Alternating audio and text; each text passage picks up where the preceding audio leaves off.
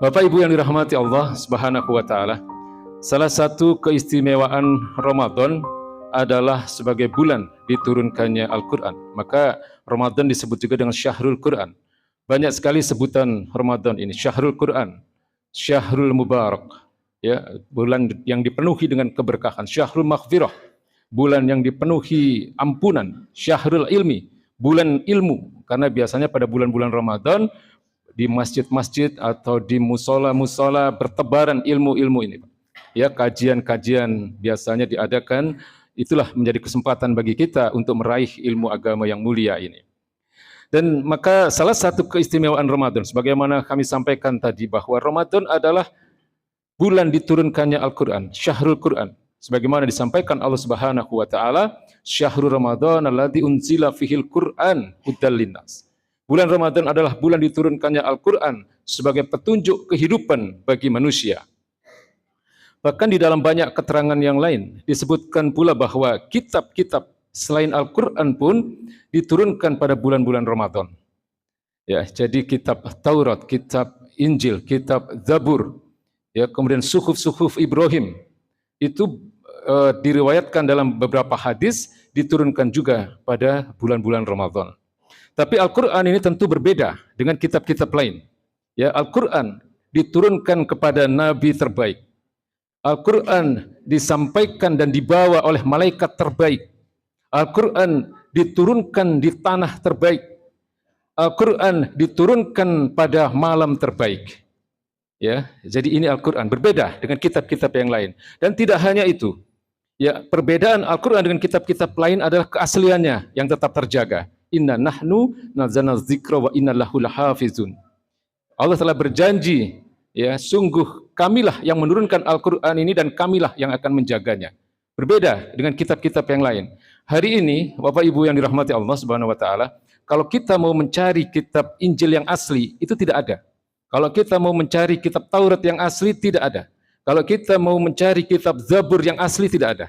Ya, karena sudah banyak sekali campur tangan manusia yang merubah-rubah ayat yang ada di kitab-kitab sebelum Al-Quranul Karim.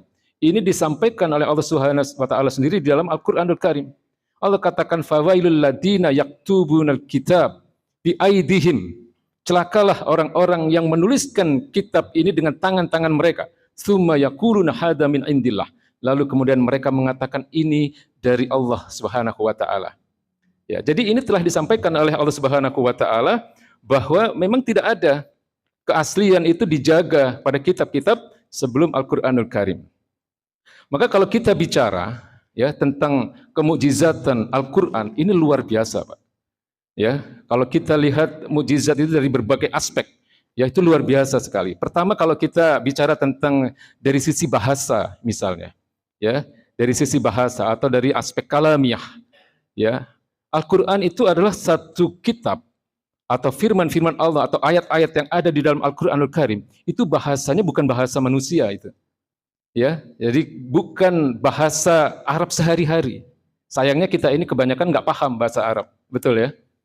Jadi bahkan dengan bahasa hadis pun berbeda. Ya, Al-Quran ini lafaznya langsung dari Allah Subhanahu wa taala. Sementara hadis itu meskipun juga dari Allah Subhanahu wa taala, tapi lafaznya dari Rasulullah SAW.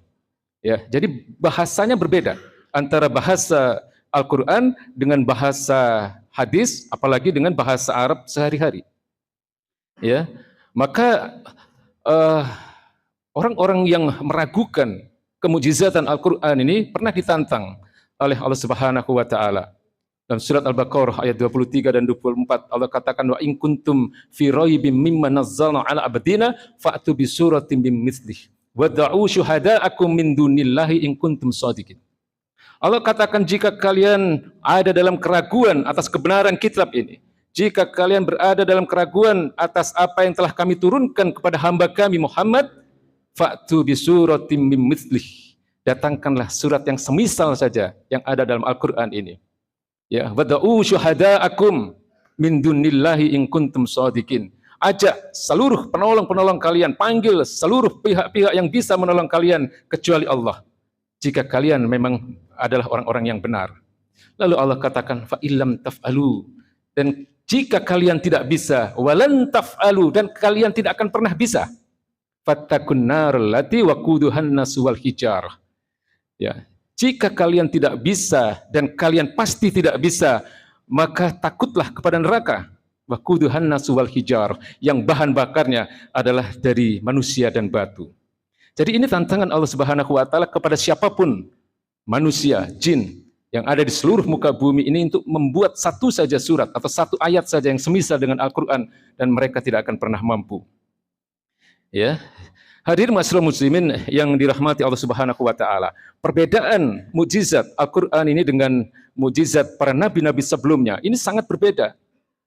Ya, karena mukjizat yang diturunkan kepada nabi-nabi sebelum Rasulullah SAW adalah bersifat temporer, bersifat sementara.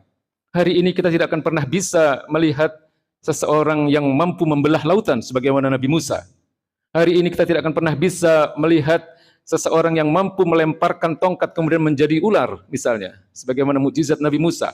Atau hari ini pun kita tidak bisa melihat seseorang yang bisa menghidupkan orang mati misalnya, sebagaimana Nabi Isa. Hari ini kita tidak akan bisa juga melihat orang yang dibakar kemudian tidak mempan, sebagaimana mukjizatnya Nabi Ibrahim alaihi salam. Ya, tapi Al-Qur'anul Karim, mukjizat yang berlaku sepanjang masa.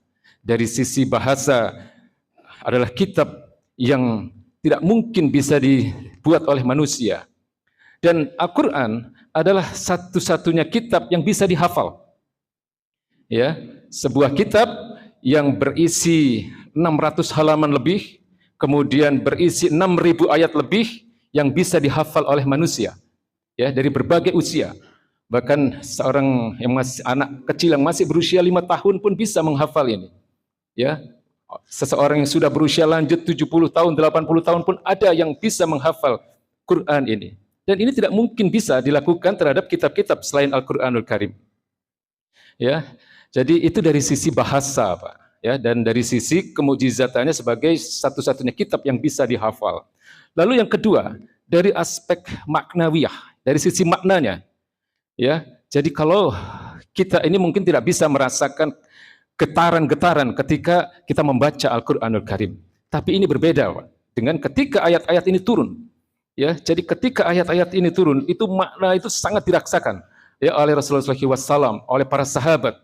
Bahkan setiap kali ada ayat turun, Nabi itu berkeringat dingin, Pak. Ya, setiap kali ada ayat Quran turun, beliau bisa jadi menangis.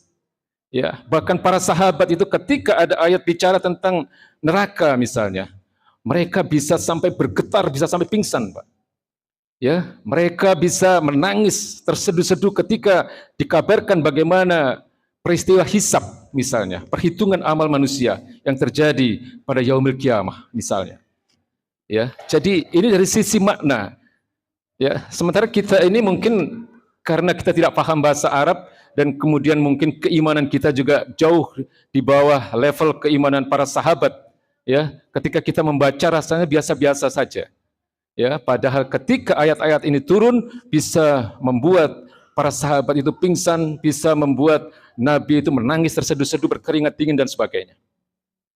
Lalu yang ketiga, dari sisi simaiyah, dari sisi ketika Al-Qur'an ini diperdengarkan. Ya, ini kalau kita lihat ya, biasanya di bulan-bulan Ramadan ini banyak orang masuk Islam hanya karena mendengar dibacakan ayat-ayat Quran, Pak. Bapak-bapak dan ibu-ibu bisa nanti ya di bulan-bulan Ramadan ya itu akan banyak sekali berbondong-bondong orang masuk Islam. Dan ini sudah berlangsung selama tahun-tahun terakhir ini. Di Eropa itu ribuan orang, Pak, ya setiap tahunnya masuk Islam. Bahkan mungkin bisa puluhan ribu. Di Inggris saja itu setiap tahunnya ada 5.000, minimal 5.000 orang yang masuk Islam.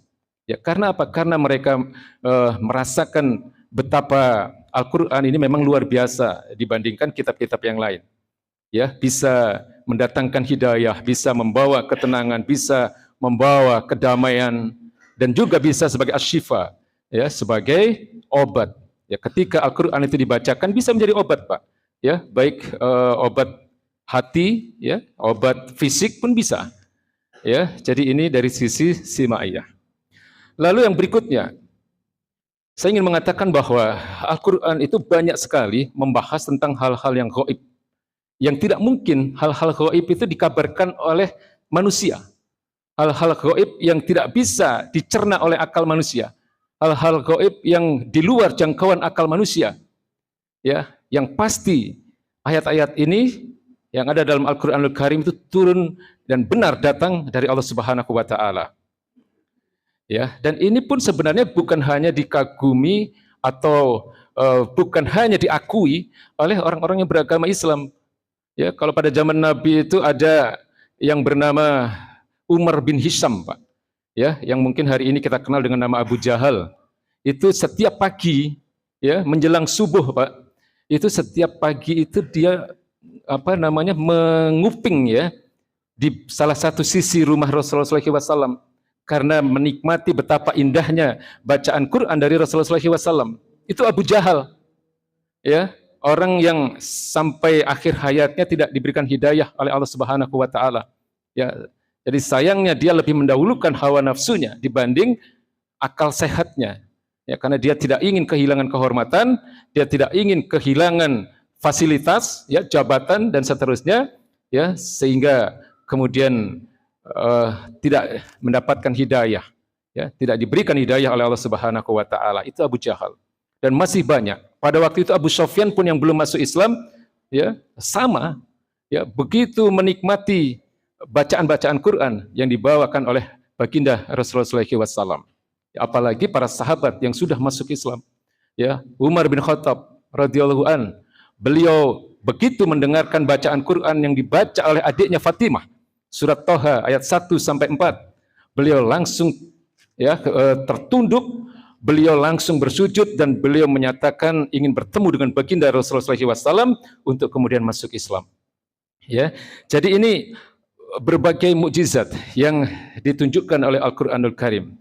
Kemudian kalau kita lihat dari sisi ilmu pengetahuan, Pak, banyak sekali hal-hal yang dikabarkan oleh Quran yang kemudian baru ditemukan, ya, abad-abad terakhir ini.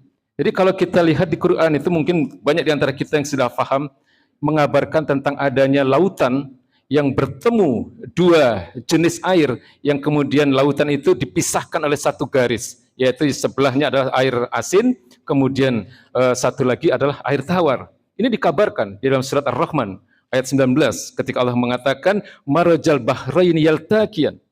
Ya, bertemulah dua air itu di lautan, kemudian Allah katakan bainahuma barzakul la yabghiyan, dan di antara kedua air itu ada batas yang tidak mungkin bisa dilampaui oleh masing-masingnya. Ya, jadi lautan ini baru ditemukan sekitar beberapa puluh tahun terakhir ini, ternyata ada di beberapa wilayah. Ya, lalu kemudian kalau kita lihat dari sisi kedokteran, misalnya, Pak, ada satu ilmu yang disebut dengan ilmu embriologi yang baru ditemukan oleh para ahli kedokteran Barat sekitar 1 tahun yang lalu, ya, sekitar 1 abad yang lalu, yang disebut dengan ilmu embriologi, ilmu terbentuknya janin manusia. Ya, yang kita tahu bahwa janin manusia itu berasal dari sperma, kemudian dari sperma menjadi gumpalan darah, kemudian dari gumpalan darah menjadi gumpalan daging. Ya, kemudian membentuk janin manusia, itu diceritakan dengan jelas di dalam surat yang mungkin kita juga sudah hafal, Iqra bismi rabbikal ladzi khalaq, khalaqal insana min 'alaq. Ya, dan dalam surat-surat yang lain dan ayat-ayat yang lain. Ya, bacalah Iqra bismi rabbikal ladzi khalaq, atas nama Tuhanmu yang menciptakan, khalaqal insana min 'alaq, yang menciptakan manusia dari segumpal darah. Jadi ini masih banyak lagi, nanti akan ditemukan beberapa atau banyak ilmu-ilmu pengetahuan yang ternyata di dalam Al-Quran sudah disampaikan 1400 tahun yang lalu. Lalu pertanyaannya adalah, ketika kita sudah memahami Al-Quran benar datang dari Allah Subhanahu wa taala, ketika kita memahami bahwa benar Al-Quran ini penuh dengan mukjizat, maka yang harus menjadi hal yang kita pahami adalah kewajiban kita terhadap Al-Quranul Karim. Kewajiban kita terhadap Al-Quran tentu yang pertama adalah membacanya. Ya, jangan lewatkan Ramadan ini tanpa membaca Al-Quran. Ya, terutama di setiap malamnya. Man qama Ramadan imanan wa ihtisaban ghufira lahu ma taqaddama min dzambi. Barang siapa menghidupkan malam-malam Ramadan, ya, membaca Al-Quran, bertakarub kepada Allah Subhanahu wa taala, mendekatkan diri dan melakukan ibadah di mana kita pada malam-malam Ramadan itu, ya, kemudian baginda Nabi mengatakan iman dan ihtisaban, hanya karena iman dan hanya semata-mata mengharap ridha Allah Subhanahu wa taala, ghufira lahu ma taqaddama min dzambih. Maka Allah akan ampuni dosa-dosanya yang telah lalu. Itu satu, Pak, membaca Al-Qur'an. Yang kedua, tentu kewajiban kita adalah bukan hanya membaca, ya, merenungkan kandungan maknanya. Yang ketiga, kalau mampu, coba untuk menambah hafalan-hafalan kita dalam Al-Qur'an ini, tentang Al-Qur'an ini. Ya, usia bukan menjadi halangan, Pak. Hari ini kita bisa melihat banyak orang-orang yang sudah berusia di atas 50, berusia di atas 60, mereka akhirnya hafal Al-Qur'an. Mungkin untuk kita tidak harus target menghafal Al-Qur'an, tapi target kita adalah minimal, ya, katakan satu hari satu ayat, ya, yang pendek-pendek. Ya, juz 30 itu kalau bisa hafal, Pak. Ya, kalau kita nggak bisa 30 juz, ya juz 30 lah. Ya, itu dari surat ke-78 sampai 114. Ya, ayat-ayatnya pendek-pendek, insya Allah bisa kalau ada kemauan yang kuat.